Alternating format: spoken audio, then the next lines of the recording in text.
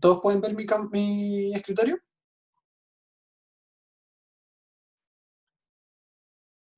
Sí, hay un perro, ¿o no? Excelente, sí. Hay un cachupín muy precioso ahí. Ya. Vamos a empezar con la primera clase de madera. Y lo primero que vamos a ver va a ser una pequeña introducción de la madera, que era lo que vimos en la cápsula. Pero voy a tratar de pasar lo más rápido por ahí para poder llegar a la parte de propiedades mecánicas y de ejercicio. Como les dije, vamos a hacer muy rápidamente la introducción y luego vamos a pasar a tipos de madera, maderas duras y blandas, su estructura, ensayos y propiedades mecánicas. Entonces, ¿qué es la madera? ¿Qué creen ustedes que es la madera?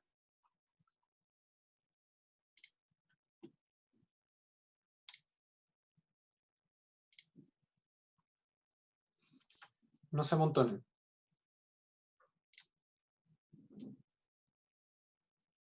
¿Puede ser un material orgánico? No sé. Ya, sí, es un material orgánico. Ahora que dices orgánico, ¿cómo es la definición de lo que es orgánico y lo que no es orgánico, o lo que es inorgánico? ¿Alguien sabe?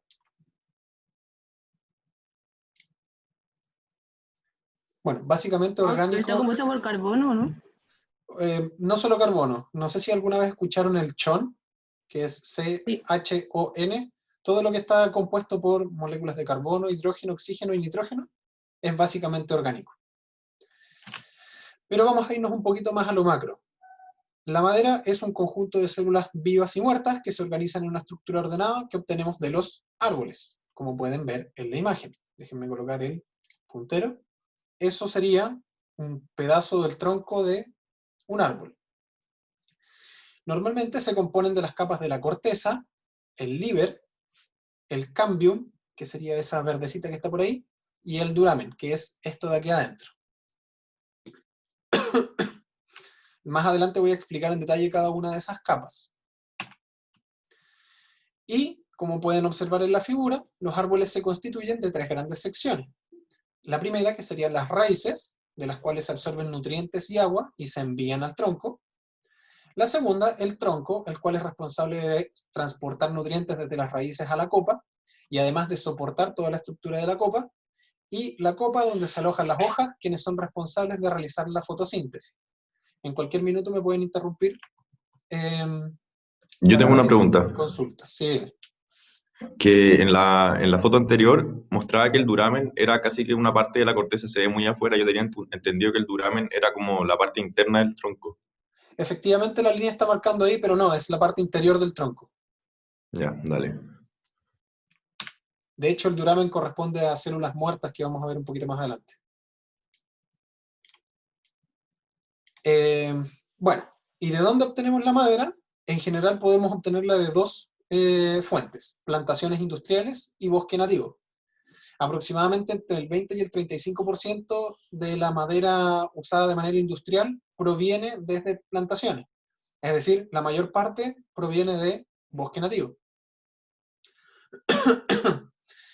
Esto puede generar un problema si es que la deforestación de bosque nativo no se controla o no es sostenible, como lo que sucede en Brasil. Ahora, la razón de la tala de árboles en Brasil tiene más que ver con la producción agrícola. Existen algunas organizaciones, como la FSC, nuevamente déjenme colocar el puntero láser, la cual certifica las plantaciones o las empresas que talan bosques nativos y que realizan una deforestación sostenible, es decir, se preocupan de replantar, se preocupan de no talar una zona muy amplia del bosque y de esa manera no afectar tanto el medio ambiente. En países como Nueva Zelanda se han desarrollado varias iniciativas, aparte de la FSC, que certifican empresas forestales por su manejo de tanto sus plantaciones como la tala de bosques nativos. El proceso para cuidar bosques nativos es muy similar al proceso de explotación de peces o moluscos en el mar, en el cual se controla una cierta cantidad de producto explotado y las zonas en las cuales se ha realizado se cierran hasta que la zona se regenere. ¿Alguna consulta al respecto de dónde obtenemos la madera? ¿No? Excelente. ¿Alguno sabe de dónde es la mayor parte de plantaciones de forestales en Chile? ¿En qué zona están ubicadas? Arauco, Biobío y Araucanía. Biobío y Araucanía. De hecho, si ustedes pasan por Los Ángeles, lo único que van a hacer es ver pinos por todos lados, cuando van por la ruta sur, la 5 sur. Entonces, ¿por qué es bueno usar madera? Primero, como conversamos en la primera clase, aproximadamente el 23% de las emisiones de dióxido de carbono provienen del sector de la construcción. Es decir, no solamente la fabricación de cemento y acero, sino que el transporte de hormigón, la fabricación de placas de yeso cartón y todos los agentes que participan en la construcción. Ahora, principalmente el acero y el cemento generan aproximadamente el 12% de las emisiones de dióxido de carbono totales del mundo. Eso es mucho. Y ahora, ¿por qué podríamos usar la madera? Porque la madera tiene una baja energía embebida. La energía embebida es una medida que permite calcular la cantidad de energía que un producto necesita para llegar a su etapa final. Es decir, cuando yo corto el árbol, lo proceso y lo coloco en la construcción, cuánta energía necesité para realizar todos esos procesos. Cuánta energía necesité para mover el camión, desde el bosque hasta la fábrica, cuánta energía gasté en aserrar el tronco, y bueno, como ya dije, todos los procesos Una relacionados pregunta, con esto. Sí, dime. que ahí se cuenta desde que se plantó el árbol en caso de ser con plantaciones. Por supuesto. O sea, por ejemplo, cuando estoy realizando el cálculo de la energía embebida del cemento, se considera desde que yo estoy extrayendo la piedra caliza hasta que yo tengo el saco de cemento. Incluso debemos considerar la fabricación del saco de cemento de cartón. Y una pregunta, la cantidad de CO2 que, por ejemplo, consumen las plantas, como en teoría limpian, Eso es lo ¿se mismo cuenta que iba. como positivo? Justamente, lo que pasa es que como la madera proviene de los árboles generan el proceso de CO2, o sea, de CO2, de fotosíntesis, en donde fijan CO2 en su estructura. Por lo tanto, en este proceso, lo que está haciendo la madera es disminuir su energía embebida, porque está absorbiendo dióxido de carbono de la atmósfera. Entonces, por eso podemos ver en este gráfico, la energía embebida de la madera es tan baja, en comparación con otros materiales.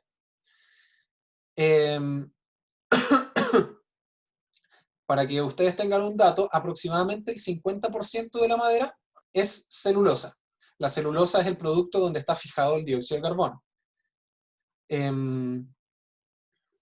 Eso. Bueno, claramente podemos pensar que hay otros productos de la madera, como el papel, que generan que tienen más energía embebida por todos los productos químicos que necesitan para su purificación. Pero eso es otro tema y no lo estamos viendo en construcción, en madera.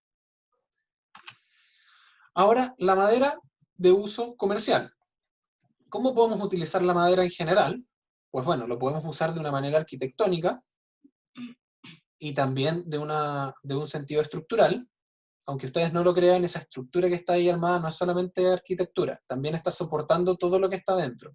Todas esas diagonales tienen un sentido estructural. Al igual que estas vigas que se encuentran en este puente. Pueden observar también que hay una losa abajo construida en madera y una viga que soporta esa losa construida en acero. Y otros usos pueden ser, por ejemplo, mueblería, es un uso muy común de la madera, e incluso aparatos electrónicos. ¿Alguna duda respecto a esto? Excelente. ¿Cuáles son algunos de los tipos de madera estructural? Ahora nos abocamos exclusivamente a la construcción. Serían los siguientes. El primero es la dimensionada seca. La dimensionada seca normalmente viene pintada con un color verde en su extremo, y la gracia es que es un tronco de madera cortado que tiene unas ciertas dimensiones, por ejemplo 2 por 3 pulgadas, pero sus caras son rugosas, es decir, no está más tratada que solamente la dimensión que se le dio, y se seca al sol o en horno. Luego tenemos la cepillada seca. Perdón, la dimensionada seca se utiliza comúnmente para la construcción de cerchas y muros de división. ¿Alguien sabe lo que son las cerchas? Son las estructuras que sostienen el techo. Así es, las estructuras que sostienen el techo. ¿Ustedes ya tuvieron mecánica de materiales y estructuras o estática? Sí, ¿Sí? Bueno, las cerchas son comúnmente los enrejados. ¿Ya? Enrejados o reticulados, también les llaman reticulados. Entonces, para eso normalmente se utiliza esa madera. Luego tenemos la cepillada seca, que normalmente va pintada con un color amarillo al final o naranjo. Es lo mismo que la dimensionada seca, pero se pasa por un proceso de un cepillado, es decir, se corta, se elimina la primera capa, que es más rugosa. Perdón. Lo que genera esto es que la madera cepillada seca, perdón, tiene unas dimensiones más estándar, no varía tanto en su extensión. Y normalmente se utiliza en terminaciones y en marcos de puertas y ventanas. ¿Por qué en marcos de puertas y ventanas? Porque en los marcos de puertas y ventanas necesitamos tener una estructura que sea lo más precisa posible. Utilizando una madera como la dimensionada, es más difícil obtener ese objetivo. Luego tenemos otro tipo de madera que se llama la madera tratada. En esencia es lo mismo que las otras dos, salvo que se pasa por un proceso químico que la protege en contra de agentes externos como la humedad o enfermedades. Normalmente esta se utiliza para estructuras que quedan expuestas al medio, como por ejemplo terrazas o postes que sostienen un pasillo de un techo. Y finalmente tenemos otro tipo de madera estructural que se llama la madera laminada. Y dentro de la madera laminada tenemos dos tipos. Tenemos los paneles de madera laminada o las vigas de madera laminada. ¿Alguien conoce cómo se llama ese tipo de panel? Terciado. Terciado, justamente. ¿Y ese tipo de viga? Eso no tiene ningún nombre en particular, se llama viga laminada. Y lo que se hace es ocupar distintos pedazos de madera dimensionada seca o cepillada seca. Normalmente se utiliza cepillada seca porque tiene mejor terminación, y se pegan con cola fría o algún pegamento epóxico. Además, tal vez se puede utilizar una trabazón mecánica como tornillos o clavos, y se van colocando una sobre otra, y se va armando esta estructura. ¿Para qué sirve utilizar este tipo de estructura o de material? Es para alcanzar luces más grandes, ya que normalmente podemos encontrar vigas de madera de hasta 8 o 10 pulgadas de altura y 4 metros de extensión. Con esta técnica podemos generar alturas de hasta 50 centímetros y largos de lo que nosotros deseemos. Esos son algunos de los, o sea, en realidad son la mayoría de los tipos de madera estructural. En general, las placas de terciado o las placas de lámina, placas de madera de lámina, se utilizan tanto para losas como para muros. Cuando se utiliza una placa de terciado para construir un muro, ese muro tiene carácter estructural, a diferencia de cuando se utiliza una placa de yeso cartón o de MDF, por ejemplo, para cerrar un muro, o incluso de OSB. ¿Alguna duda con respecto a esto?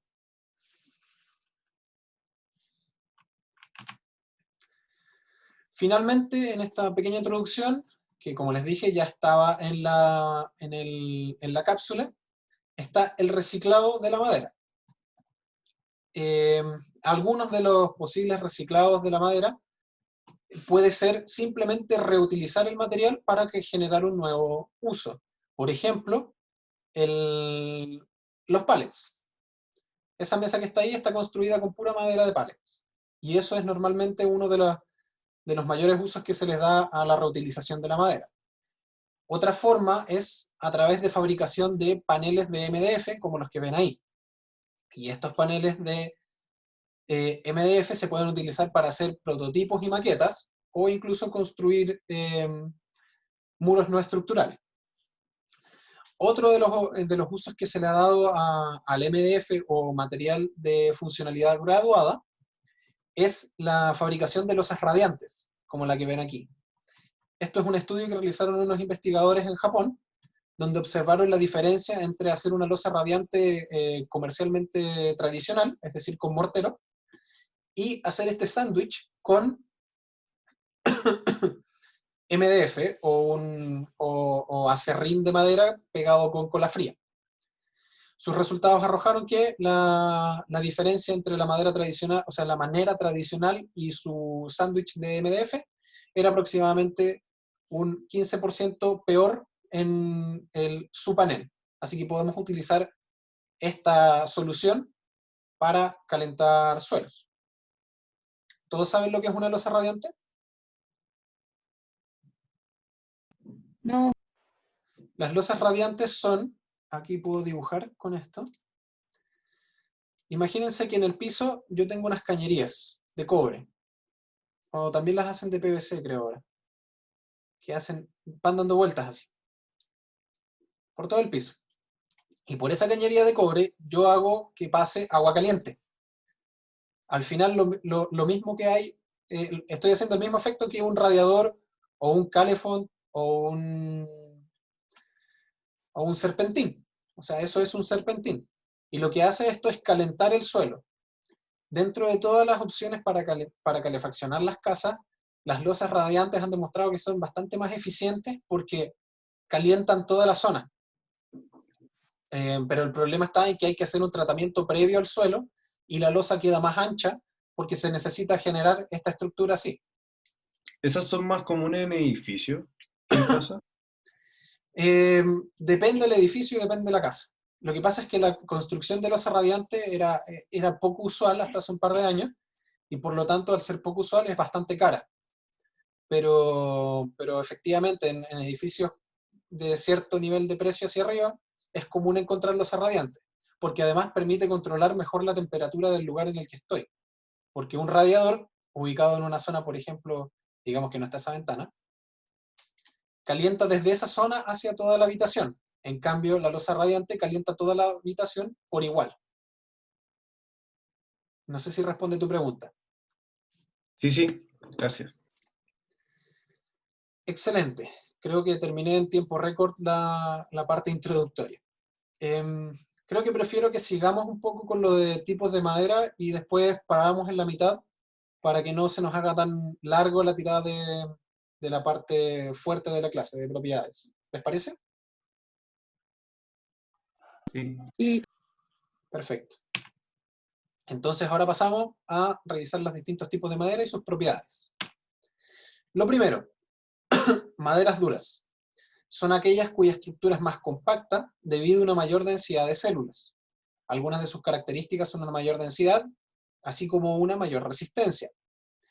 Dada su naturaleza, tardan más tiempo en crecer que las maderas blandas. Como pueden ver en la figura, eso es una microscopía de una madera dura. En particular, esto es roble blanco. Eso de ahí es un roble. Eso también es un roble, pero de otra especie. ¿Y alguien me puede decir qué árbol es este? Una Rayán. ¡Excelente! Perfecto, alguien sabía lo que era. Una Rayán. Es uno de los árboles que yo encuentro más bonitos. Por eso lo puse ahí. También es de madera dura. La gracia de la estructura de la madera dura es que las células no transportan agua y el agua es transportada por estas especies de venas que tiene la madera por dentro. Eso permite una generación de células mucho más pequeñas, más angostas. Vamos a ver la diferencia ahora con las maderas blandas.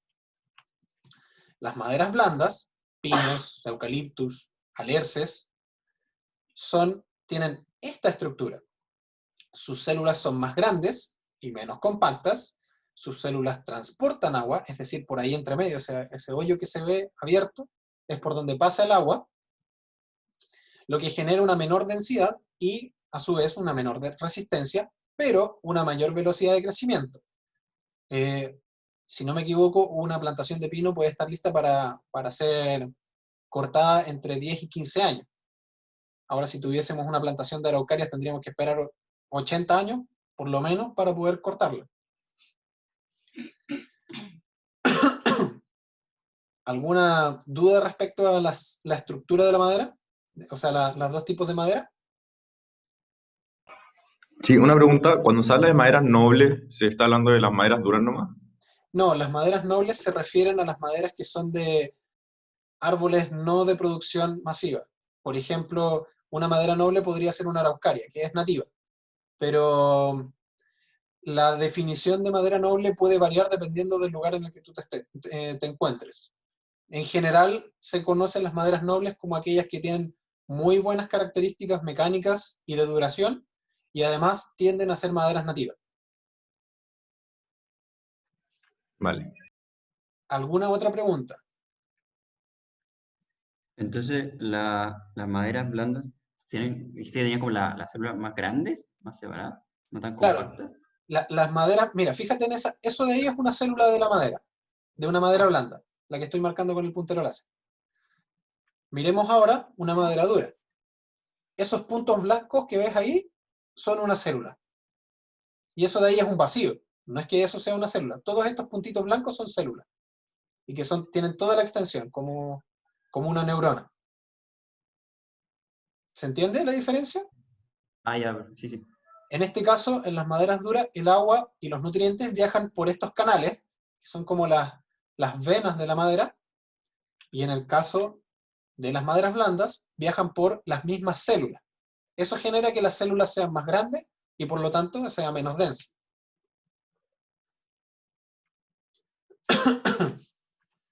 Excelente, continuemos. Ahora vamos a ver un poquito más en detalle la estructura de la madera. La corteza es aquella que protege el transporte de nutrientes. Es decir, la corteza es la que está protegiendo ahí la albura y el cambio, que es esa verdecita de ahí. El tema con la corteza, que normalmente se ve en los árboles, es que muchas personas, cuando van a conocer lugares, rayan y rompen la corteza, esta zona de aquí. Hice una acá. Ponen cosas como sus iniciales y cosas por el estilo. Y al hacerlo, traspasan la corteza y rompen esta zona de aquí, evitando que se transporten los nutrientes del árbol. Después de la corteza tenemos la albura, que es la madera nueva, que son las células que están vivas.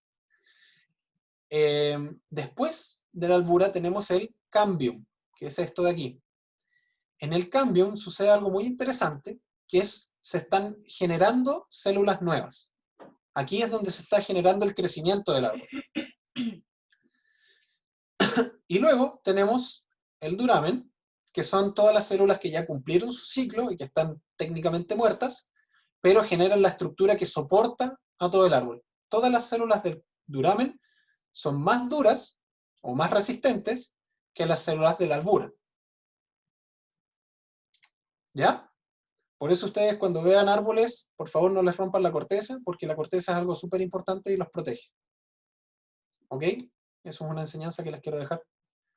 Por favor, cuiden a los arbolitos. Y luego tenemos, ahora tengo que volver al puntero, tenemos las direcciones de la fibra. Desde un punto de vista del material, nosotros vamos a definir 3 direcciones principales en los árboles. Vamos a definir la dirección axial, que es una dirección longitudinal hacia donde crecen las células de la madera, es decir, hacia arriba en el tronco, por decirlo de alguna forma, hacia arriba y hacia abajo en el tronco. Vamos a definir la dirección tangencial, que es aquella que es tangente a los anillos de crecimiento, y vamos a definir la dirección radial, que es hacia afuera del tronco, es decir, hacia donde van creciendo los anillos. ¿Se entendió? Vamos a tener la dirección axial hacia arriba, la dirección tangencial, haciendo una tangente por los anillos, y la dirección radial, que es aquella hacia donde van creciendo los anillos. ¿Se entendió? Sí. Excelente. Algunas de las propiedades de la madera son las siguientes. El contenido de humedad. Y el contenido de la humedad es la cantidad de agua que se encuentra en la madera. Para el contenido de humedad existen 3 estados distintos. El estado verde es aquel en que la madera se ha dejado secar al aire libre o incluso todavía no se ha cortado. El estado seco es aquel en que la madera se ha secado bajo un 15% de humedad. Normalmente el estado seco lo consideramos a un 12% de humedad. Es decir, cuando ustedes van a comprar madera, que ya está dimensionada, esta debiese estar cercano al 12% de humedad. Y además vamos a definir un tercer estado que se llama la humedad de equilibrio, y ocurre porque la madera es capaz de absorber humedad del entorno. Entonces, esta humedad de equilibrio, que la vamos a definir en la siguiente diapositiva, está relacionada con la humedad del entorno. ¿Cómo obtenemos la humedad de la madera? Hacemos un ensayo donde cortamos un poco de madera, la secamos y la pesamos. Aquí abajito les dejo el cálculo para obtener la humedad de la madera. ¿Alguien sabe cómo se seca un material para obtener el contenido de humedad? ¿Cuál es el procedimiento? Hay unas cámaras de secado especiales para madera, ¿o no? Pero esas cámaras especiales de secado de madera son para llegar al 12% y poder venderla. No es para medir el contenido de humedad. El procedimiento normalmente para el secado de la madera, o sea, para el secado de cualquier material y medir el contenido de humedad, es, se toma una muestra, se masa, se registra esa masa, luego se deja secar por 24 horas, aproximadamente a 200 grados Celsius, para no afectar a la muestra, y una vez que ocurren las 24 horas, se masa de nuevo, se registra esa masa, y se vuelve a insertar en el horno.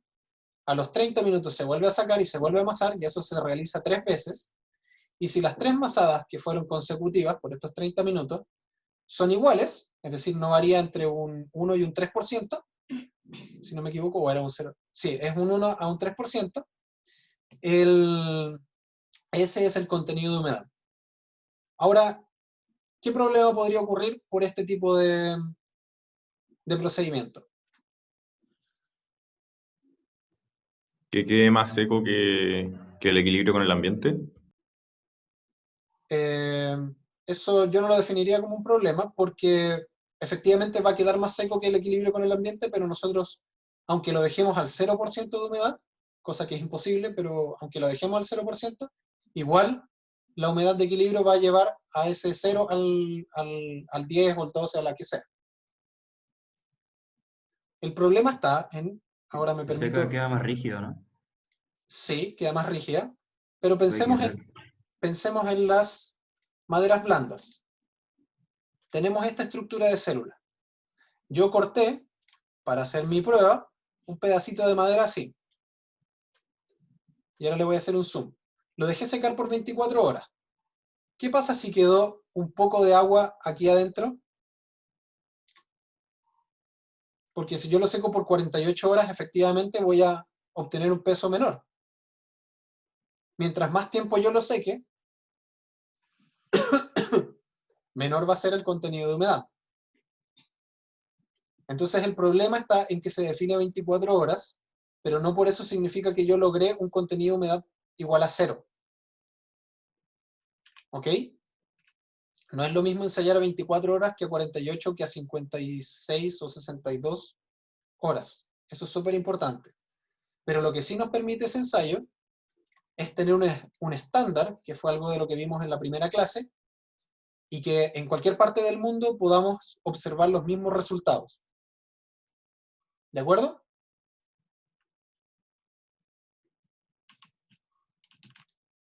Entonces, ¿qué es la humedad de equilibrio? Es la cantidad de agua que se encuentra en la madera producto de estar sometida a condiciones ambientales. Por lo tanto, esto va a depender de la localidad en la que se encuentre. En particular, la norma NSH 1198, que es de diseño estructural de madera, indica algunos valores promedios de humedades de equilibrio para distintas zonas del país. Aquí les dejo un extracto de la tabla, donde tenemos la humedad de equilibrio. Esa es la columna que a ustedes más les importa. La humedad relativa anual, relativa media anual, no nos va a influir tanto en la madera, y la temperatura media anual tampoco, a excepción de que la temperatura media anual sea sobre 50 grados Celsius. Pero no es el caso, creo, en ninguna localidad del país, o no por lo menos donde nosotros vamos a construir. O que la temperatura media anual sea menor a 30 grados, a menos 30 grados. ¿Ok? Así podemos ver cuál va a ser la humedad de equilibrio, por ejemplo, en Antofagasta. ¿Alguna duda respecto a esto? José, yo tengo una duda, pero no como de la tabla en sí. ¿Existe Dime. alguna relación como entre humedad y como lo que resisten las tablas o las construcciones? Entre lo que resiste la madera y la humedad. Claro, o sea, como la humedad que tiene la madera y como en cuánto resiste. Si es que es más seca, resiste más o se puede quebrar más fácil, cosas así. Efectivamente lo vamos a ver más adelante.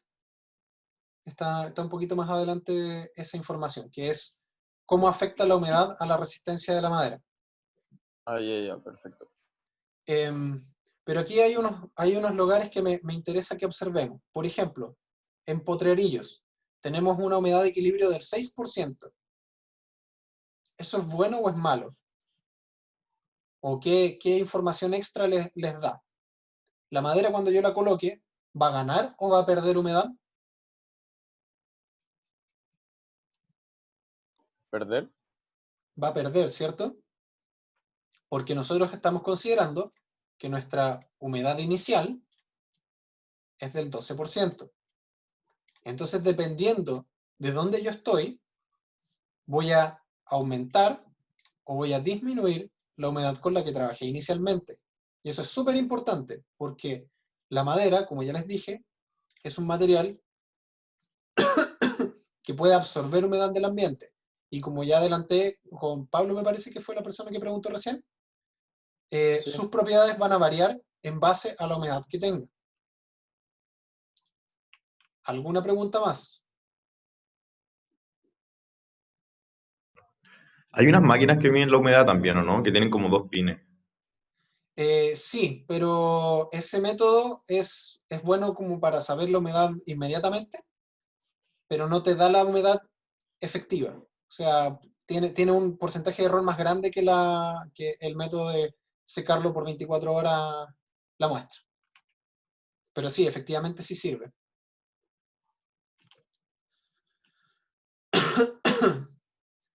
Yo creo que vamos a hacer una pausa ahora y después continuamos con la densidad y las otras propiedades. ¿Les parece? Bueno, Volvemos a las 13. Tengo las Oye, 12:54. Dime. una cosa, ese 12% que mostraste en la diapositiva anterior, Ujú. ¿eso va fijo, como siempre así? ¿O era un ejemplo? No. Es la humedad que nosotros asumimos de la madera seca cuando nosotros vamos a trabajar. Por ejemplo, cuando ocupan leña para calefaccionar, la humedad de esa madera está alrededor del 12 al 15%, y eso se considera madera seca. El problema está en que muchas personas no ocupan madera seca, no la dejan al sol, y está por muy sobre ese valor, está cercano al 20-30%, y eso genera combustión incompleta. No sé si has escuchado tú de los pellets de madera. Sí, hay Los- estufas que funcionan por eso. Justamente, esos pellets tienen aproximadamente entre un 2 y un 3% de humedad. Y esos están absolutamente secados. Cuesta mucho sacar toda la humedad de la madera. Entonces, cuando nosotros estemos construyendo, la madera que compremos, vamos a asumir que tiene un 12% de humedad. Ya, perfecto. Oye, José, ¿y Dime. esa madera con 12% de humedad ya no debería, al ir perdiendo humedad, porque lógicamente con el tiempo igual va a ir perdiendo humedad, no debería hincharse o deformarse mientras vaya perdiendo esa humedad que le queda? Si pierde humedad, no se va a hinchar, se va Sí, a debería contraer. deformarse. Pero, Eso. pero efectivamente sí se va a deformar. De hecho, una de las propiedades importantes que tenemos que ver es la contracción de la madera. Y si no me equivoco, estaba justo después de la densidad, que sería la que viene después de esta diapositiva. José, Ya, perfecto. Dime. mira, ¿de qué depende, por ejemplo, el tiempo que demora o qué porcentaje de humedad, digamos, disminuye dentro de una madera o de otra? Porque, por ejemplo, yo asumo que no es lo mismo poner a secar un pedazo de pino que un pedazo de alerce. O no sé, yo sé que las maderas, digamos, hay leñas, por ejemplo, que tienen que secar 5 años para poder ser utilizadas y otras leñas que las dejan secando de un año para otro. Entonces, ¿de qué depende? Bueno, como todo lo que, como todo lo mencionaste, va a depender de muchos factores. Siempre va a depender del tipo de madera. No es lo mismo secar un pino radiata que un pino ponderosa, independiente que los dos sean pinos. No es lo mismo secar una araucaria que secar un pino, porque son maderas cuya estructura es distinta, aunque las dos sean maderas blandas o una es madera dura y la otra es madera blanda. Siempre va a variar. Ahora también va a depender mucho de las condiciones ambientales o de cómo yo estoy secando la madera. Si yo simplemente la estoy secando al sol, va a ser mucho más lento el proceso que secarla en horno, por ejemplo.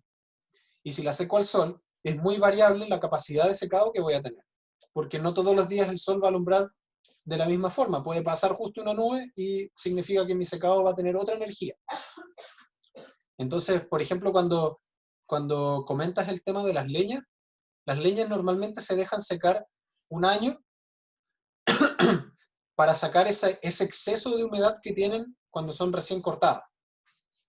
Pero aún así, lo que estamos tratando de lograr es que lleguen a la humedad de equilibrio, porque como lo estoy secando al sol simplemente, no voy a poder romper esa humedad que tiene el ambiente, y esa va a ser a la que va a atender nuestra madera.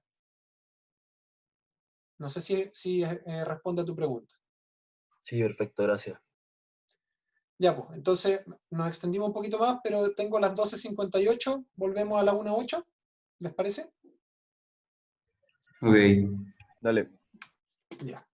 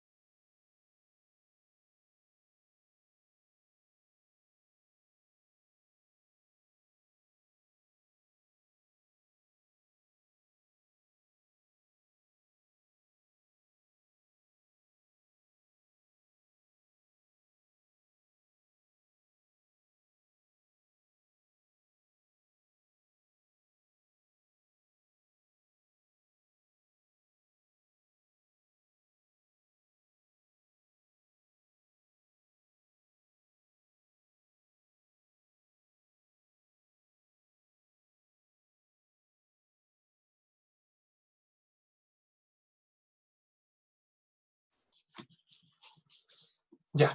¿Están todos de vuelta? O esperamos un minutito más.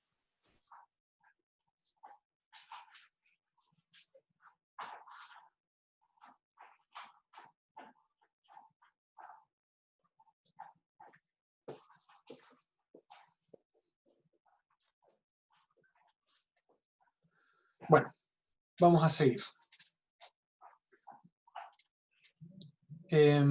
Ya, nos quedamos en la densidad. Y la densidad de la madera corresponde a la cantidad de masa por unidad de volumen que tiene. Esto quiere decir la cantidad de material que existe en un espacio definido. Eso es la definición de densidad. A mí se me hace intuitivo pensar que a una mayor densidad debiese existir una mayor resistencia mecánica. Por ejemplo, ¿alguien sabe cuánto es la densidad del acero? Aproximadamente, no necesito un número exacto.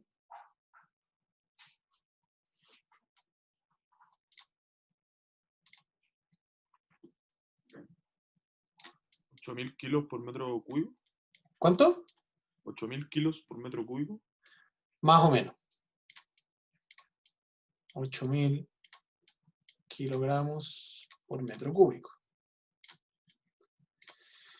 Para que se hagan una idea, la densidad del pino radiata es de aproximadamente 450 kilogramos por metro cúbico. O sea, 20 veces la densidad del pino radiata. ¿La densidad del hormigón? ¿Alguien sabe más o menos?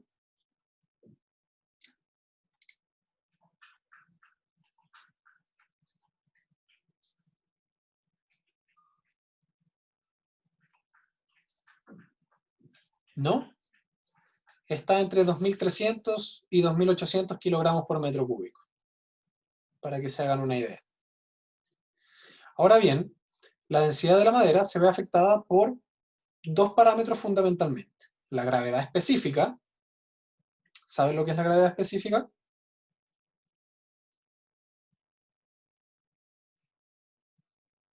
No.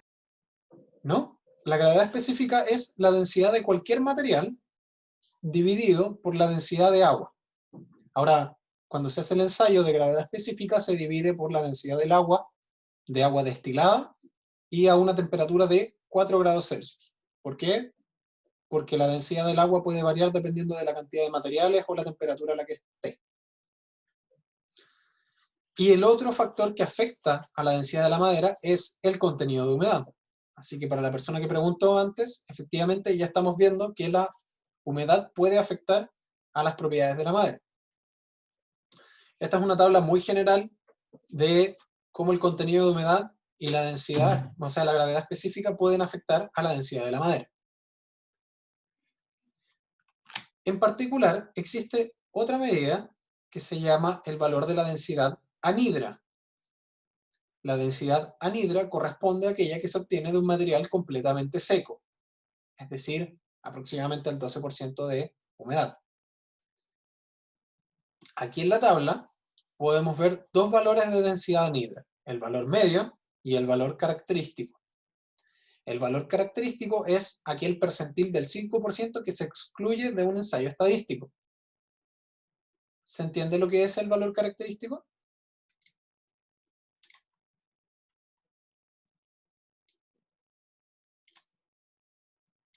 ¿Alguien sabe lo que es el valor característico?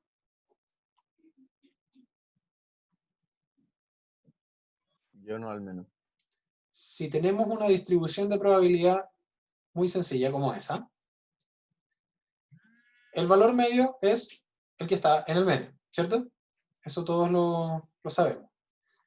El valor característico o el percentil 5 es aquel que se encuentra en el 5% de la zona de rechazo, es decir, los valores que caen en estas colitas. ¿Se acuerdan del valor P de estadística? Bueno, esa zona que está ahí, creo que puedo cambiar el color de esto,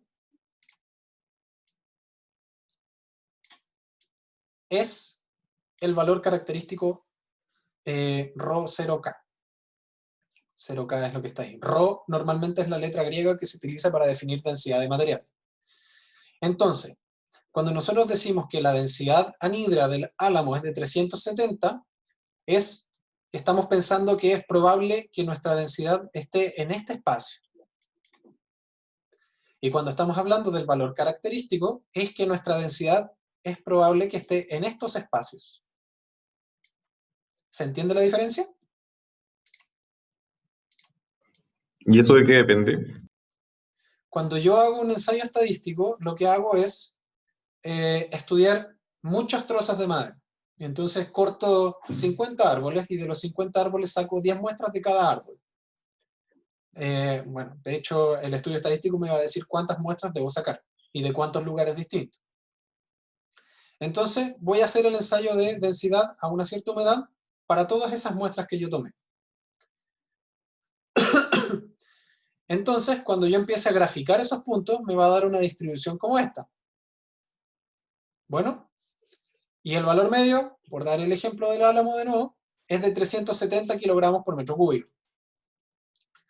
Pero siempre van a haber unos valores que van a estar por arriba de ese valor medio, y por debajo de ese valor. Este 357 es el valor característico para el álamo de menor magnitud. Es decir, el peor valor, el 5% peor valor que yo encontré es de 357 kilogramos.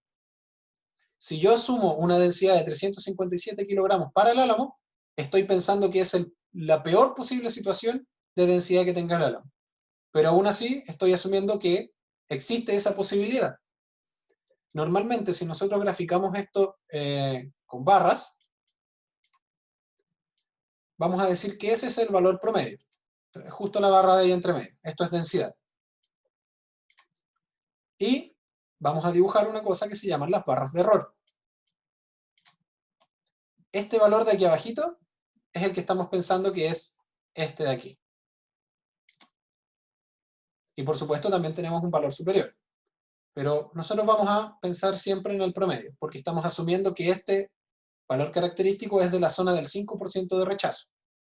Yo como estadista puedo elegir cualquier valor. Puedo elegir 5%, 10%, 15%, 1%. Todo va a depender de mi criterio. En este caso se eligió el del 5%, y ese es el que toma la norma 1198. ¿Se entiende la diferencia entre valor medio y valor característico?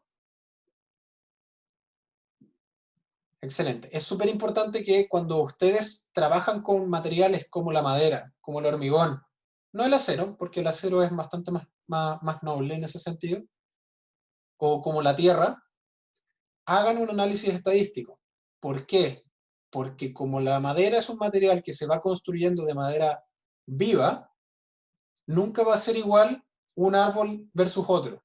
Entonces siempre podemos tener diferencias en los materiales. Y por eso es tan importante lo que les recalcó el profesor Antico en la clase pasada, de que se necesita hacer experimentación. Porque si no hacemos experimentación, asumimos un valor y efectivamente puede que sea menor. ¿Se entiende todo esto?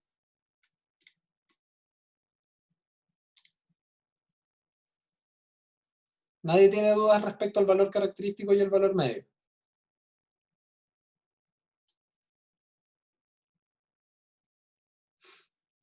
Miren, por ejemplo, lo que pasa con el algarrobo. Estas son puras especies de madera de Chile, o sea, que hay en Chile. El algarrobo tiene una densidad de 740 kilogramos por metro cúbico. Comparémosla con el pino radiata, 450. Es un poquito menos del doble la resistencia del algarrobo, pero es mucho más difícil plantar algarrobo o hacer crecer algarrobo que pinos radiata.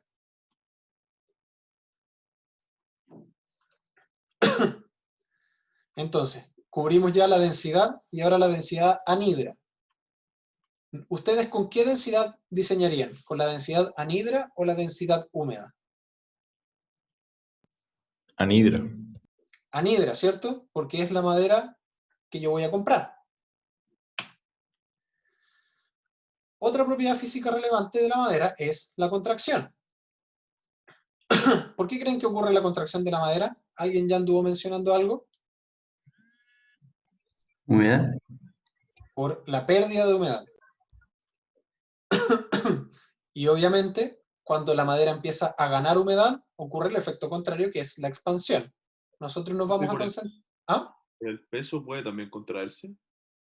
El peso puede contraerse, ¿te refieres a que No, disminuye por el el peso? peso, por el peso que uno le aplica a la madera, ¿se puede contraer? Claro, eso se llama una falla por clip, Perfecto. pero eso no lo vamos a estudiar y tiene más que ver con el diseño estructural. Pero efectivamente, cuando voy a hacer un dibujito aquí de nuevo, pero vamos a cambiar el color a rojo. Cuando yo tengo una columna, por ejemplo, y esa columna está empotrada abajito, la someto a una carga. Van a ocurrir dos fenómenos. Un fenómeno inmediato, que va a asentar esta madera por el rango elástico, o el rango plástico, todo va a depender del rango en el que yo esté trabajando. Y luego, debido a que esa carga se va a mantener en el tiempo, va a ocurrir otro fenómeno, que se llama el fenómeno del creep, y que me va a achatar un poquito más mi madera. Y el creep tiene que ver con las deformaciones por carga sostenida. No es lo mismo mantener una carga por 2 años que mantenerla por 20 años. ¿Ya? Pero nosotros no vamos a analizar el creep. ¿En qué me quedé? Que la contracción tiene que ver con la pérdida de humedad. ¿Y cuáles son algunos de los efectos negativos de este fenómeno? Bueno, fisuras, deformaciones locales y deformaciones globales de una estructura. Las deformaciones locales tienen que ver con un tronco que empieza a generar deformaciones en esta zona, en una zona en particular, y por lo tanto termina siendo algo como esto.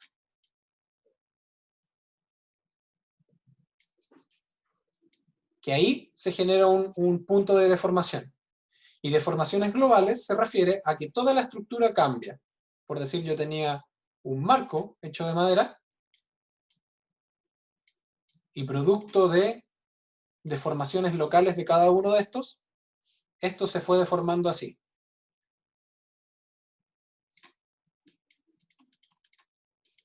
¿Se entienden los dibujos?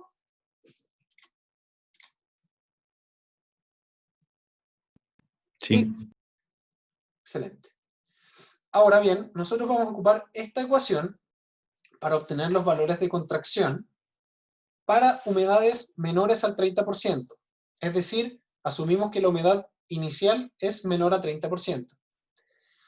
SM se va a definir como la contracción húmeda. Y S0 es la contracción máxima, es decir, el máximo valor de contracción. Cuando esto está seco, absolutamente al 0%, ese es el valor de contracción.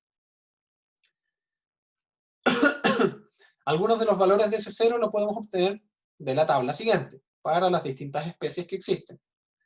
También podemos investigar y buscar con las herramientas que vieron en la clase pasada, valores de contracción para la madera, para otros valores, o sea, para otros tipos de madera.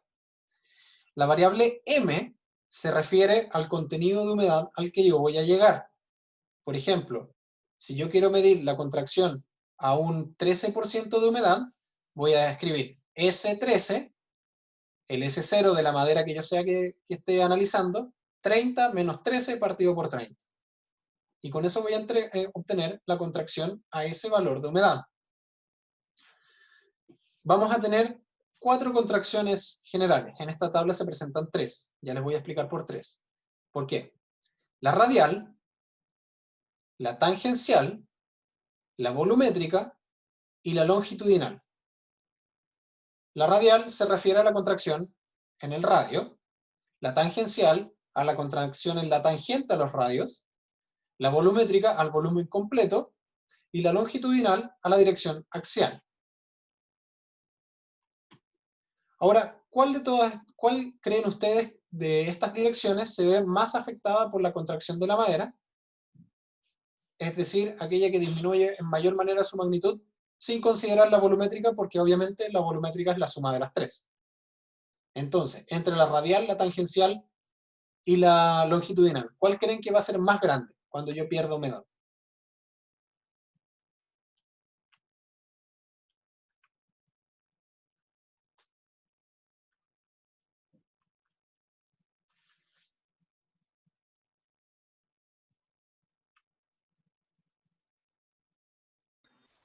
La radial. La radial, ¿ya? ¿Y cuál vendría después? ¿Tangencial o longitudinal?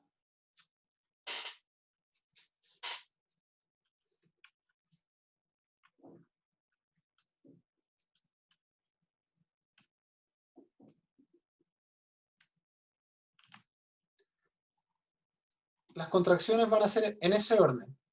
La primera es la tangencial, es la que se ve más afectada. La segunda es la radial. Y estas dos van a ser mucho más grandes que la longitudinal.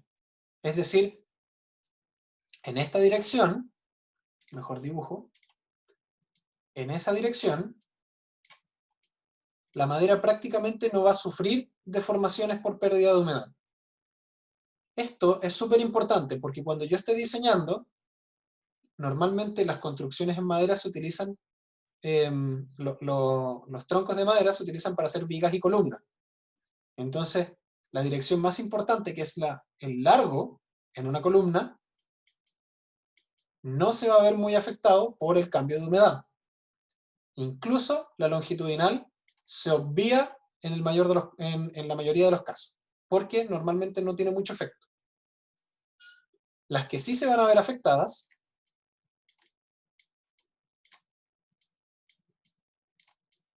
son las otras. La tangencial y la radial.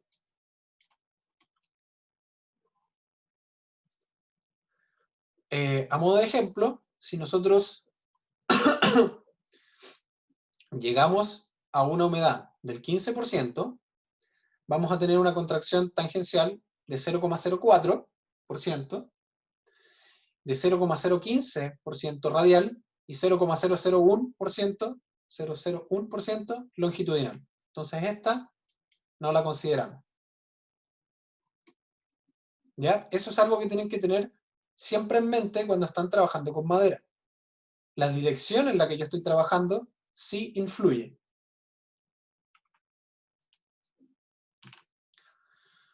Otra propiedad muy parecida a la que vimos recién, de la contracción, es el módulo de Poisson. Y este corresponde a la relación entre la deformación en un eje sometido a carga y los otros ejes, como se puede observar aquí. Proponemos que el eje X está siendo tensionado, por eso tiene sigma X, porque hay una tensión, y los ejes Z e Y se mantienen libres. Entonces, ¿qué va a pasar? Yo voy a empezar a estirar esto en el eje X, y en el eje Y se va a deformar, se va a achicar, y el eje Z se va a achicar también. En el caso de la madera, voy a tener 6 posibles módulos de Poisson, en los cuales se va a definir la primera letra como la dirección del esfuerzo, y la segunda letra, la dirección que yo estoy analizando. No voy a hacer un análisis de las 3 direcciones al mismo tiempo, voy a hacerlo por separado. Siempre en 2 direcciones. Entonces, por ejemplo, la primera columna corresponde a un esfuerzo aplicado en la dirección longitudinal, o la dirección axial, y una deformación observada en la dirección radial. ¿Se entiende el módulo de Poisson?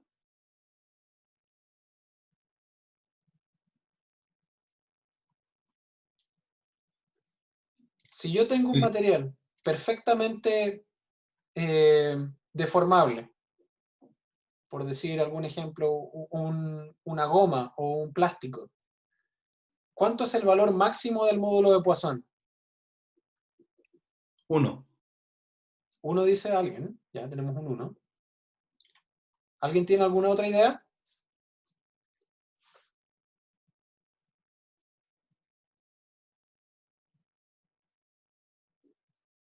¿No?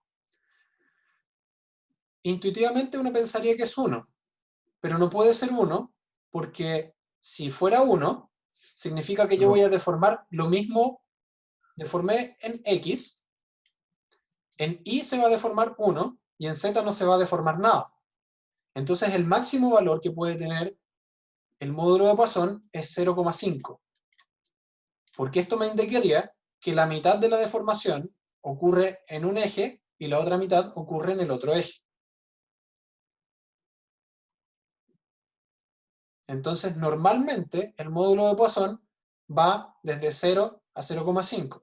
Existen unos materiales muy especiales que tienen módulo de Poisson negativo, pero no lo vamos a ver ahora. ¿Alguna duda con el módulo de Poisson? No, estamos súper. Excelente, continuamos. Ahora vienen propiedades más mecánicas. El módulo de elasticidad, que también es conocido como el módulo de Young, y esto es en honor a su descubridor Thomas Young. Igual existe alguna controversia respecto a trabajos previos de este mismo módulo, realizados por Euler y Giordano Riccati. Pero eso no lo vamos a abordar aquí, es para la historia. El módulo de elasticidad corresponde a la tasa a la cual un material se deforma según una cierta cantidad de esfuerzo aplicado o viceversa. ¿Cuánto esfuerzo voy a obtener según una deformación aplicada? Este módulo también define una zona en las curvas de tensión-deformación conocido como zona elástica, en la cual el material retoma su forma original una vez se elimina la carga. Tengo el puntero puesto. Esto de aquí, este gráfico, es un gráfico que se conoce como la curva tensión-deformación, donde en el eje de X voy a tener la deformación y en el eje Y el esfuerzo o la tensión. La curva representa cómo se comporta el material al que yo estoy sometiendo a estas deformaciones y tensiones. El rango del que estamos hablando es el que ocurre aquí. Este es el rango elástico.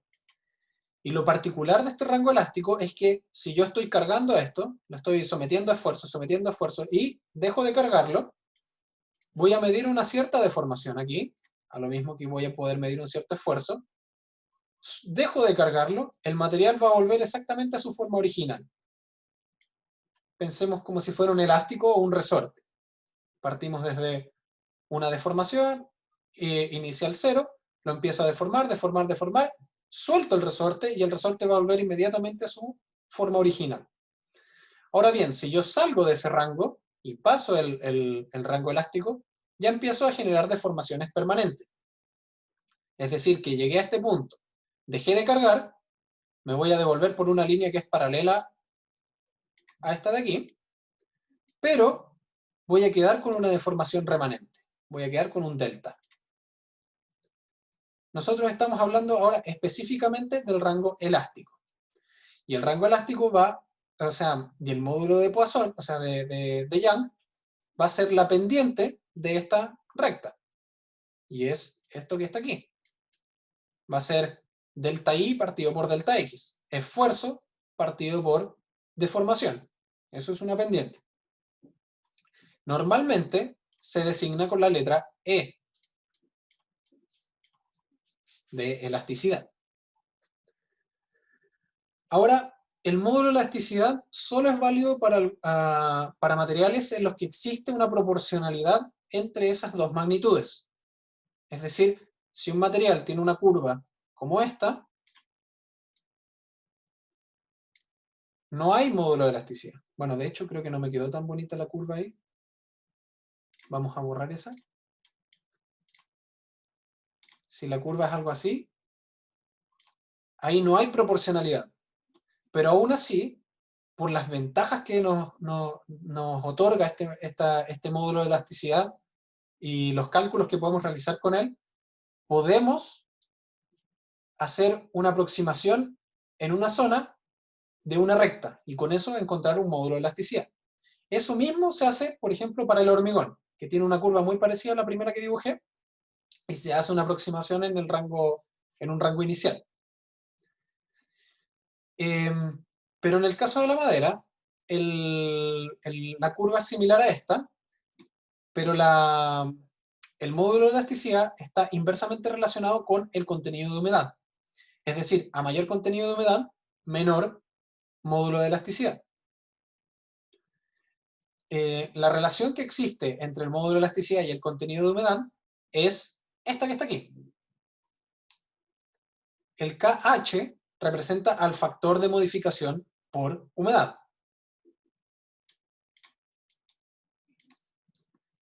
El delta H, ¿qué creen que es?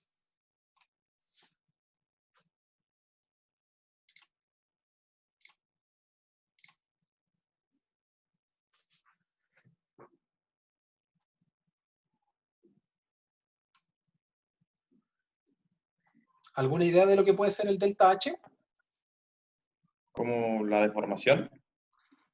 No, La compresión. tampoco. El delta H es la diferencia que va a haber entre la humedad seca, 12%, y la humedad de equilibrio. Por eso delta H, H de humedad. El delta R va a corresponder a la variación en resistencia, dependiendo del tipo de solicitación, por cada porcentaje de humedad, por cada 1% de humedad. Aquí tenemos el delta R y, por ejemplo, para esfuerzos de flexión, el valor va a ser de 0,0205. En el caso del módulo de elasticidad, va a ser de 0,0148. Es decir, por cada extra humedad por sobre el 12%, yo voy a perder 0,0148, o sea, 0,0148 unidades de módulo de elasticidad en flexión. ¿Se entiende esa relación? Este valor va a ser solamente un porcentaje. Entonces, por ejemplo, me va a dar 98%, si es que yo estoy trabajando con un... Si mi humedad final o humedad de equilibrio va a ser 13%, esto de aquí me va a dar 97%, por dar un número, no lo he calculado. Eso quiere decir que finalmente el módulo de elasticidad va a ser un 98% del original, del seco. ¿Se entendió? Sí. Sí. Excelente. Pasemos a la resistencia a la compresión. La resistencia a la compresión es la oposición de un material a deformarse por cargas que lo comprimen. En la madera existen dos tipos de resistencia a la compresión. La compresión paralela a la fibra y la compresión perpendicular a la fibra. Este índice va a medir la capacidad que tiene la madera de resistir esfuerzos de compresión hasta que se rompa, hasta la rotura, como pueden ver ahí. Ahora, ¿por qué lo medimos en ambas direcciones? ¿Por qué creen ustedes que es importante medirlo en ambas direcciones? ¿Se va a comportar igual este y este? No. No, ¿cierto? Aquí voy a tender a abrir las fibras y aquí voy a tender a expandirlas hacia los lados. Entonces, el resultado de esta compresión va a ser muy distinto al resultado de esta compresión. Ahora, esta compresión que está acá arriba, que es la paralela, es mucho mayor que la compresión perpendicular. Un poquito más adelante les dejo un resumen de las propiedades y ahí van a poder ver, comparar cuál de las dos es mayor. Luego tenemos la resistencia a la tracción, y esta es la resistencia a traccionar un material hasta que se rompa. También, nuevamente, debemos medirlo en ambas direcciones. Ahora, ¿cuál de estas dos creen que va a ser más resistente? ¿La izquierda? Izquierda, la que parece un taike. ¿La de la izquierda o la de la derecha? La de la derecha. Ya, aquí Yo tenemos la de la izquierda. acá tenemos otro de la izquierda. ¿Alguien más? Esa, ¿Izquierda? Izquierda también. Ya, 3 personas creen que una La izquierda. izquierda. Entonces vamos a analizar la de la derecha. ¿Qué va a ocurrir en la de la derecha? Cuando yo ejerza este esfuerzo, lo que une las fibras se va a despegar y se va a partir, ¿cierto? En este caso, lo que une las fibras no se va a ver afectado porque yo estoy traccionando en esa misma dirección. Y lo que voy a tener que lograr es cortar todas las fibras. Por lo tanto, la de la izquierda, que es la paralela a la fibra, es la que va a resistir más.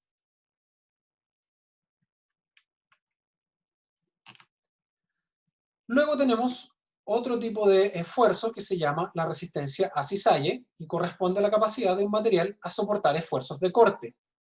Eso lo vemos aquí arriba. Eso es el esfuerzo de corte. También debemos calcularlo en ambas direcciones. Ahora, este ensayo va a entregar indirectamente la resistencia o la capacidad de soportar daño que tienen la unión de las fibras. ¿Entienden por qué ocurre eso? Porque lo que yo voy a hacer es empujar esta madera, ese pedazo de madera hacia allá y este otro hacia acá. Entonces lo que voy a ver es que esta zona es la que va a empezar a soportar todos los esfuerzos. Y ahí voy a ver qué tan unidas están las fibras unas con otras.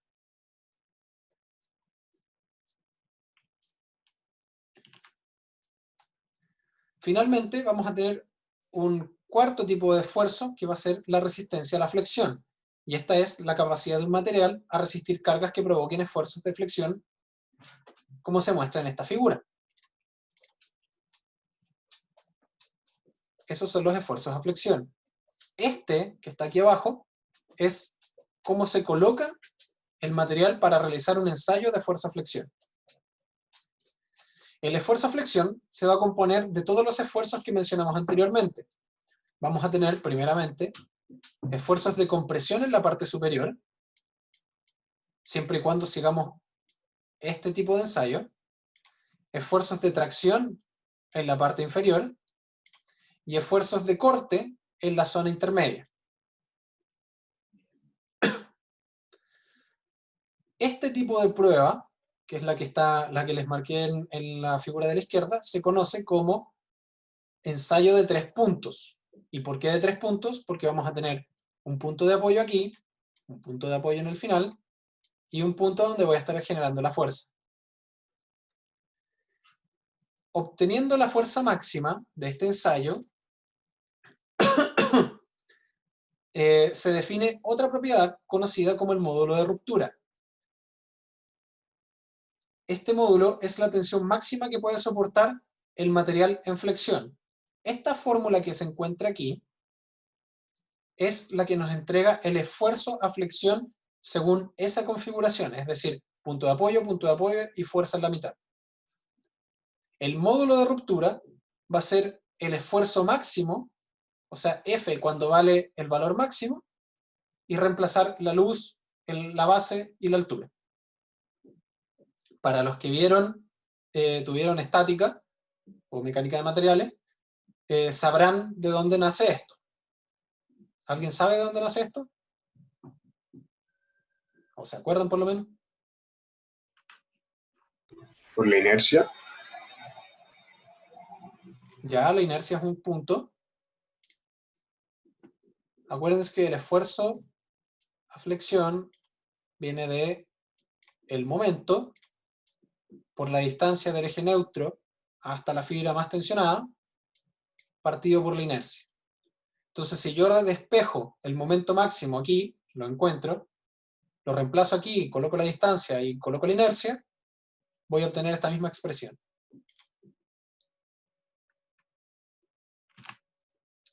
Ahora, finalmente, ya estamos llegando al final, un resumen de las propiedades.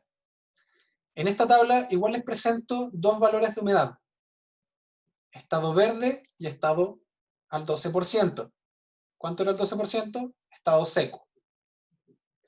Como pueden ver, el módulo de ruptura, que sería lo que vimos recién, baja desde 80 kilopascales, o sea, 80.000 kilopascales o 80 megapascales a 51 megapascales. Es mucha la diferencia. Lo mismo pasa con el módulo de elasticidad. Es importante tener en consideración lo que ocurre con la madera húmeda. ¿Qué pasa con la compresión paralela a la fibra? Vamos a bajar desde 52.000 hasta 25.000, prácticamente la mitad. Y así pueden ir observando esta tabla y revisar las diferencias que existen entre los distintos estados y los distintos tipos de madera. Pero sí vamos a revisar que entre la misma familia, que son las coníferas, los pinos tipo conífera, el ponderosa, el rojo, el de arena, el de Virginia, vamos a tener diferencias sustanciales entre los módulos de ruptura. Así que la elección de la madera que voy a utilizar es muy importante.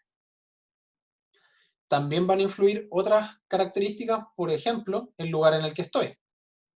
Si estoy en Australia y hay mucha plantación de eucalipto, estoy obligado a trabajar con eucaliptos. Entonces, en resumen, la madera es un material que se puede utilizar en distintos ámbitos. Por ejemplo, se puede utilizar para la construcción, se puede utilizar en el sentido arquitectónico o en el sentido estructural. También se pueden hacer muebles, equipos electrónicos, un sinfín de usos. Ahora bien, existe una gran diferencia entre las propiedades físicas, o sea, en las propiedades físicas y mecánicas de la madera, dependiendo de su especie. Es decir, no es lo mismo trabajar con pino que trabajar con alerce, que trabajar con roble. Son todos muy distintos y por eso tenemos que hacer un análisis antes de diseñar con ellos. Es un material anisotrópico, es decir, que su comportamiento va a depender de la dirección en la que yo esté trabajando o analizando. Y además, es un material que depende del contenido de humedad. ¿Ya? El contenido de humedad es muy importante a la hora de definir las propiedades de diseño con la madera. Y finalmente, la madera es inestable volumétricamente, lo que se traduce en posibles daños debido a contracciones por cambio de humedad. ¿Alguna duda? ¿Algo que no entiendan? Ahora vamos a pasar a los ejercicios.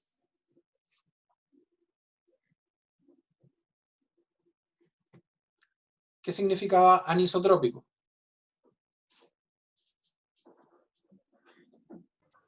Que reacciona distinto dependiendo del eje en que se esté trabajando. Así es. No es lo mismo colocarlo paralelo a la fibra o perpendicular a la fibra. ¿Alguna duda de todo lo que vimos? Hable ahora o calle para siempre. Excelente. Como les dije, ya no nos queda mucho tiempo, así que vamos a pasar rápido a los ejercicios para alcanzar a practicar un poquito. De todas maneras, esta semana igual van a tener ayudantía, así que donde van a ver ejercicios similares a esto. Entonces tenemos el primer ejercicio. El porcentaje de humedad de una madera es de 18%. ¿Cuál debía ser su peso húmedo asumiendo humedad constante? Peso de secado, 140 gramos. ¿Qué tengo que hacer aquí?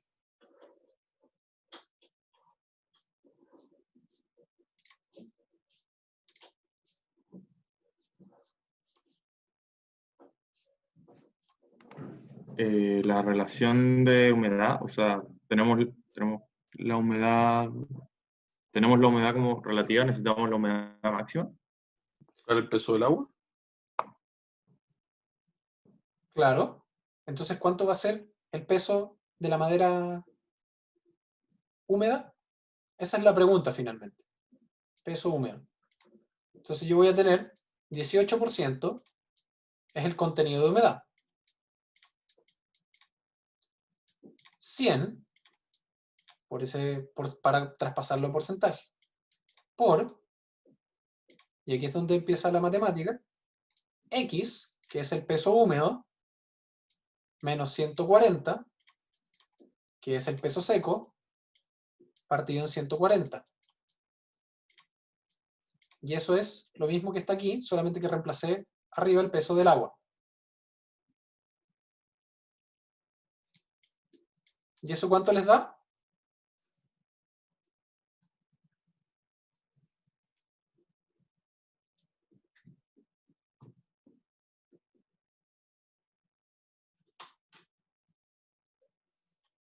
Pero ese 100 lo puedo sacar de ahí y hacerlo como 0,018, ¿no? También. pero no es 0,018, es 0,18. 165,2. 165,2 gramos. Entonces, esa es la cantidad de material que yo necesito para poder tener esas condiciones.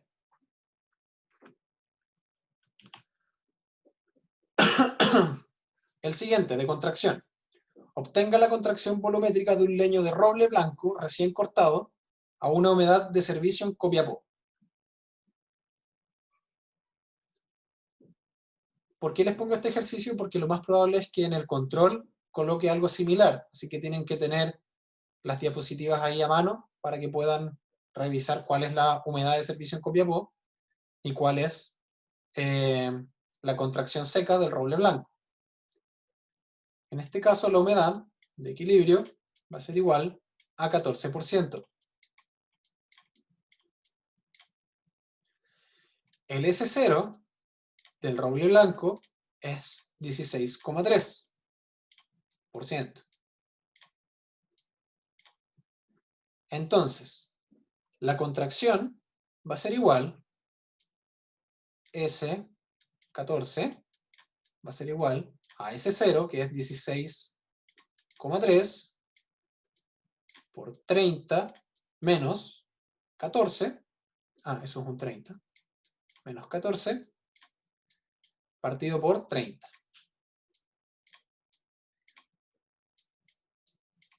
Y eso a mí me dio 8,69%. Entonces, profe, a la hora del control vamos a tener que estar con las tablas ahí abiertas. Así es. Sí, el control va a tener una parte teórica y una parte de ejercicios. Ya, gracias. ¿Se entendió cómo calcular la contracción? Sí. Excelente. Eso es lo que se va a contraer todo el volumen. Les podría haber preguntado el radial también. Ya, esto era muy sencillo. Ahora pasemos a uno un poquito más interesante. Y aquí voy a pedirles que me ayuden ustedes un poco más. Entonces, para una carga última P de 24 kilonewtons, una luz L de 200 centímetros, una sección transversal de altura 8 pulgadas y base 2 pulgadas, calcular si una viga de pino ponderosa, verde, es decir, una humedad del 22%, resiste esta carga. ¿Qué tengo que hacer primero?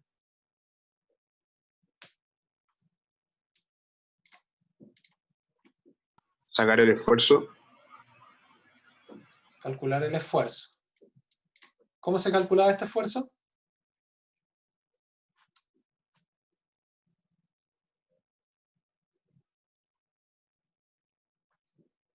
¿Alguien se acuerda cómo calcular el esfuerzo? Por la fuerza longitud, por la fuerza por la longitud, Fuerza, longitud. dividido en 2 HB cuadrado. HB cuadrado. ¿Ya están todos de acuerdo con eso? H es altura, B es base, L es luz, F es fuerza o P. ¿Estamos todos de acuerdo?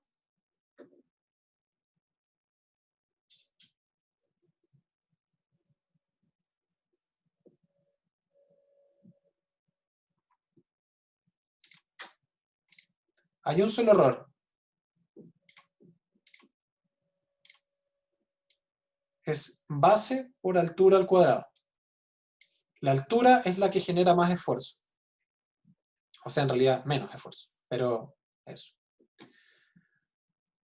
Ahora, los módulos de ruptura estaban en kilopascales o en megapascales, ¿cierto? Yo aquí tengo kilonewton, centímetros y pulgadas. ¿En qué unidad lo voy a dejar? La madera normalmente la venden en pulgadas y el largo en metros. Así que no es tan fuera de lugar que estén esas unidades así. ¿Cuánto es un pascal? ¿Alguien sabe lo que es un pascal?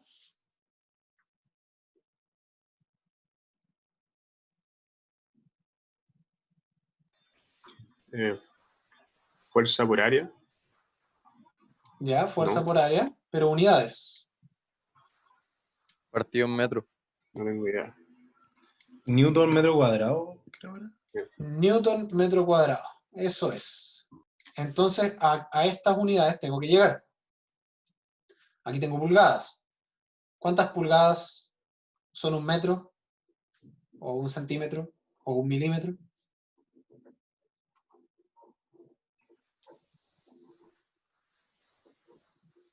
Una pulgada son 3 centímetros, me parece, ¿no? Una pulgada son 2.54 centímetros. Así que estabas bastante cerca.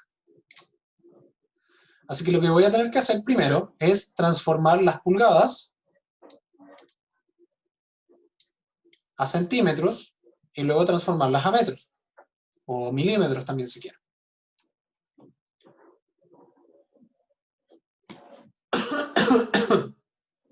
Entonces lo voy a dejar todo en milímetros y en newtons.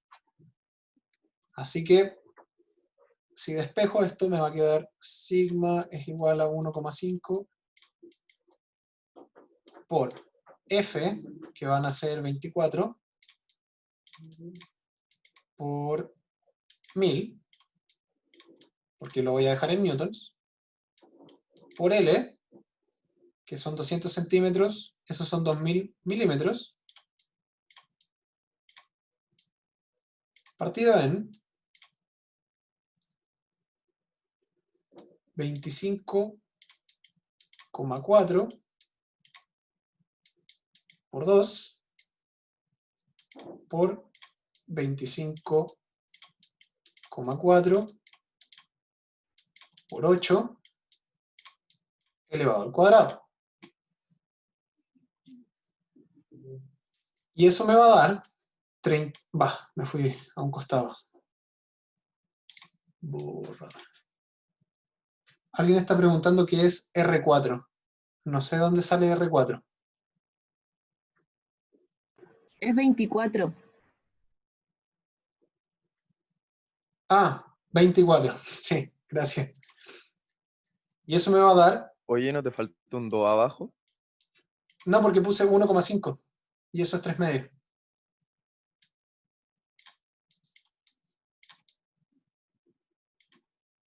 Y eso me da 34 megapascales.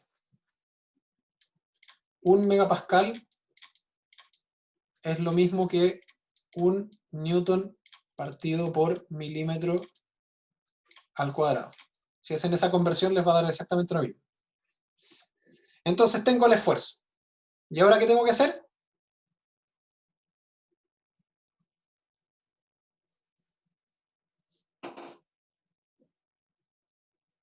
Ah, era R4. Ya entendí por qué.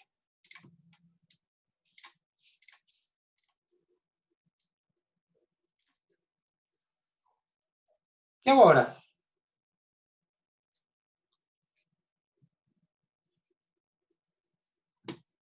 Tengo que averiguar si la viga resiste, ¿no? Entonces necesito el módulo de ruptura. Y el módulo de ruptura depende solamente del material, no depende de la configuración de la viga. Si yo coloco 5 cargas aquí, el módulo de ruptura siempre va a ser el mismo. El módulo de ruptura del pino ponderosa es de 35 megapascales. Entonces, ¿la viga resiste o no resiste? Sí. ¿Todos están de acuerdo con que resiste?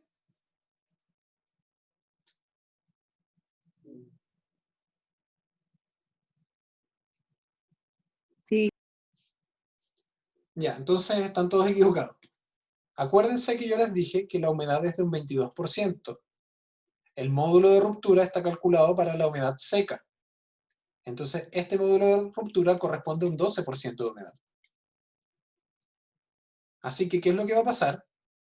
Que este módulo de ruptura va a disminuir, porque la humedad es mayor a la original. Entonces, ¿cómo voy a calcular eso? El módulo de ruptura final va a ser igual a 35, que es el valor original, por 1 menos Va, eso queda escondido ya.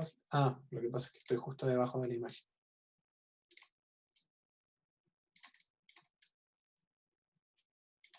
Lo voy a escribir arriba. El módulo de ruptura va a ser igual a 35 por 1 menos el delta de humedad, que va a ser 22 menos 12,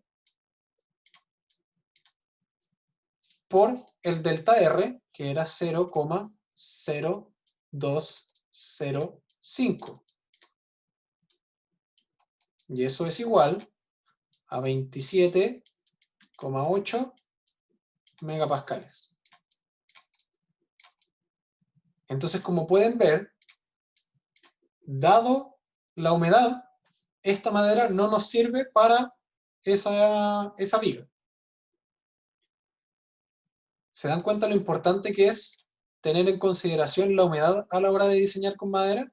Tendría que o disminuir la carga, que normalmente no lo puedo hacer, cambiar la madera que yo estoy ocupando, que dependiendo del lugar tal vez tampoco sea factible, o cambiar el diseño de la viga, que lo más probable es que sea lo único que pueda hacer.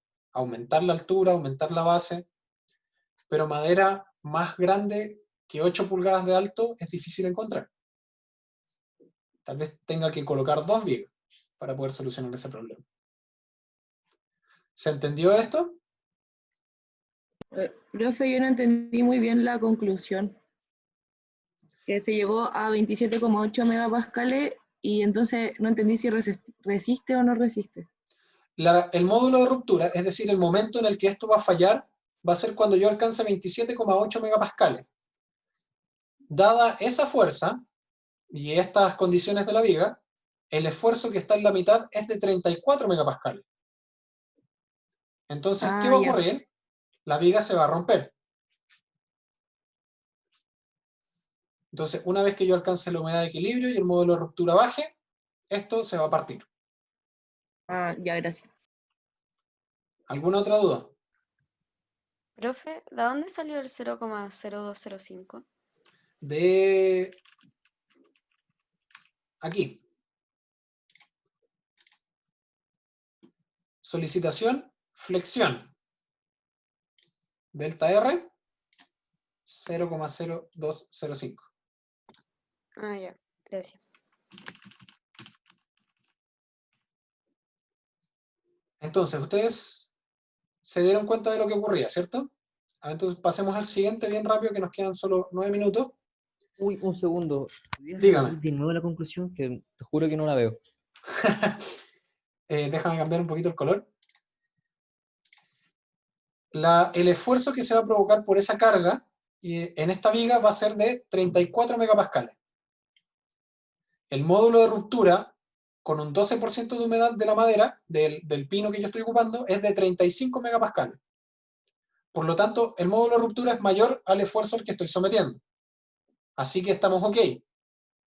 Pero, como la humedad no es del 12%, la humedad de equilibrio no va a ser del 12%, sino que va a ser del 22%,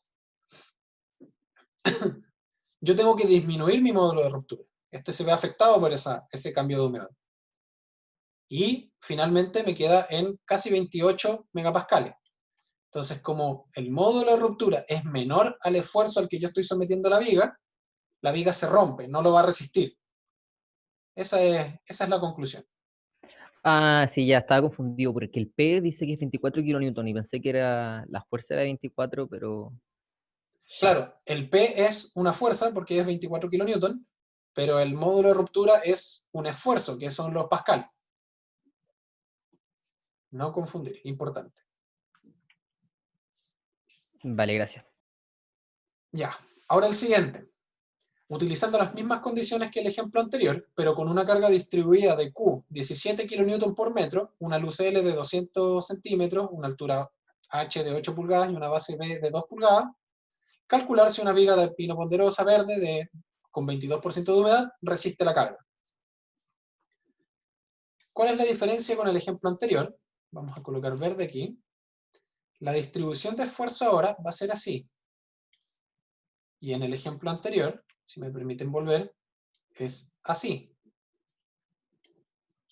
ese va a ser el esfuerzo en el anterior. Y ahora este va a ser el esfuerzo máximo, de aquí hasta aquí. Como estamos medio justos de tiempo, les voy a adelantar que el esfuerzo para esa configuración va a ser 12 partido por 16, Q por L elevado a 2, partido por B por H elevado a 2. Esto lo pueden ustedes resolver de M por I partido por I. Pero no es el alcance del curso, por eso se los doy. Entonces, si yo vuelvo a cambiar todos los valores a newton metro, esto en metros, esto en metros y esto en metros o milímetros, me va a dar que el esfuerzo es de 24 megapascales. Y el módulo de ruptura sigue siendo el mismo, es de 35 megapascales. Entonces, ¿esta resiste o no resiste?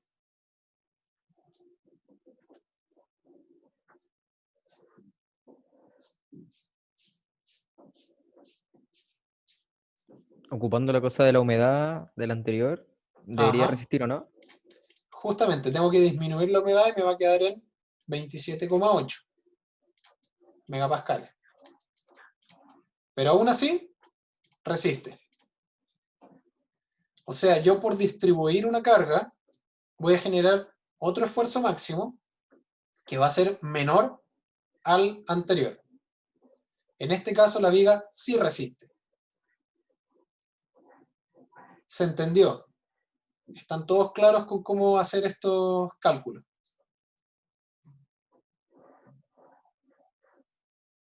Sí. Ah, miren, me olvidé que tenía ahí puesta la fórmula. 12 partido por 16, Q por L al cuadrado partido por B por H cuadrado. No sé si puedo mover la... Voy a borrar esto de aquí. Y lo voy a escribir un poquito más abajo. Ese asterisco es por la humedad. Asterisco. 27,8.